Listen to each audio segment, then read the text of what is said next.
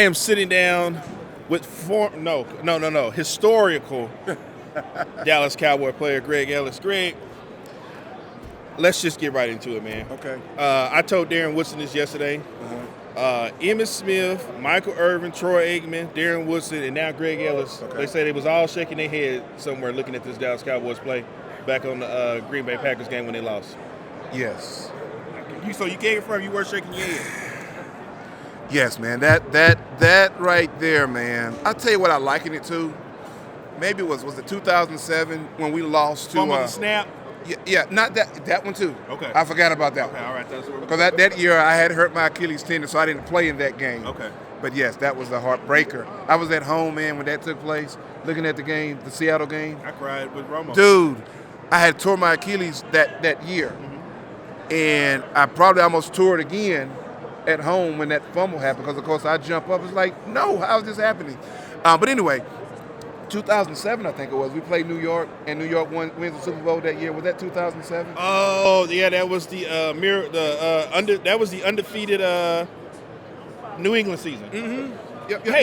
Hey, I want to talk about the game that year. That when we played the Patriots. Okay. That game, weren't y'all both undefeated going into the game, or did y'all have one loss? No, I think we were both undefeated. Yes. Okay. I was blessed to get a sack. Sacked Tom Brady. He fumbles the ball. Jason Hatcher from us picks it up, runs it in for a touchdown. No Jason Hatcher. And I should have knew something was wrong, because Tom, after that play right there, he looked at me, man. You know, he didn't look away. We were up that game. Yeah, we came back and won. Yeah, right? that's what I'm saying. Right. So Tom never panicked. so after I hit him, I was like, you got panicking when they hit you, when you hit them? Yeah, I started panicking. Yeah. I mean, because, when you look at a quarterback, right, they kind of drop their eyes because you're bigger than them, and, they're like, yeah, I don't want to make that guy mad. But Tom, he stared at me with the eye of the tiger, man, and they came back with a vengeance and got us that year. But I was going to tell you, that 2000s, that was probably that year, though. That was.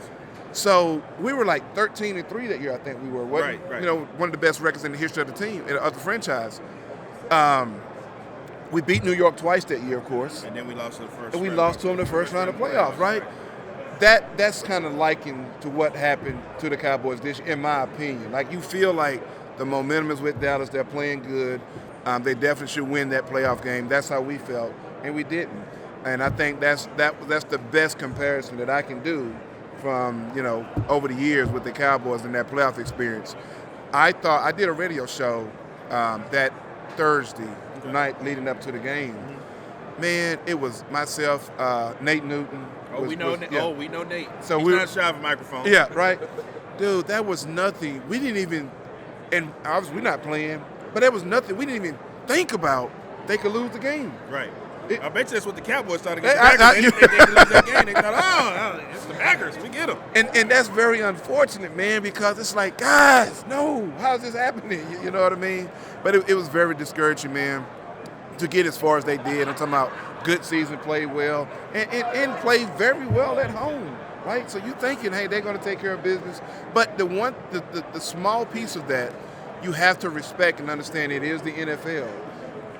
Even if a team has lost all their games, they're still a professional football player. And so when you insult a professional athlete, sometimes, man, that team can rally at the right moment and play above their heads.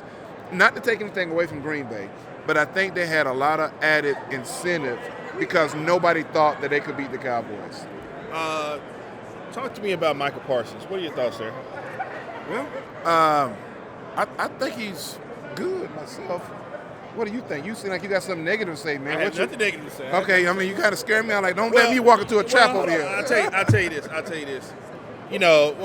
You were back in the day. How do you think you guys would have handled that whole Twitter situation where his brother was speaking on Dak? You got CeeDee Lamb's mom speaking on Dak. You got all these people. And because I'm not with the Cowboys, because I don't play with them, that is totally out of bounds. Yeah, how would Greg Ellis go in the locker room and say, all right, we need to squash this?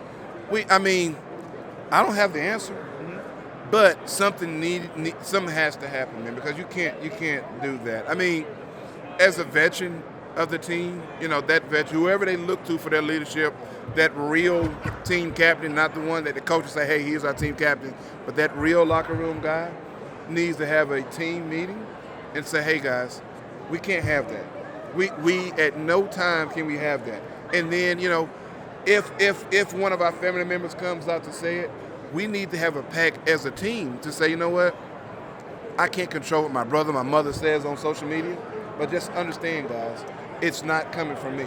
Is this something where we all need to fry some chicken and get in the room and sit down? That's it. And have You know a what I mean? conversation? You know, maybe we need some LBs and get some.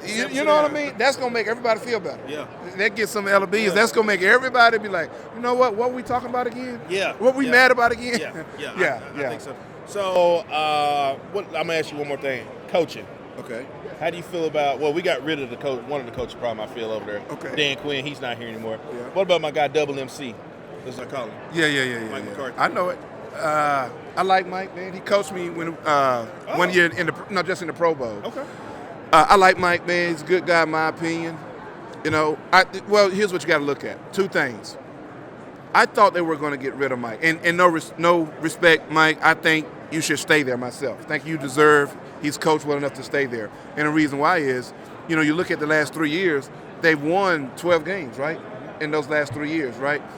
I mean, why would you want to get rid of that, right? Now, the reason I thought they were looking or would at least explore a new coach, because it's 3 years, right? And we didn't made any serious damage in the playoffs. That was the reason why I thought, hey, they're gonna probably try to look at something a little different.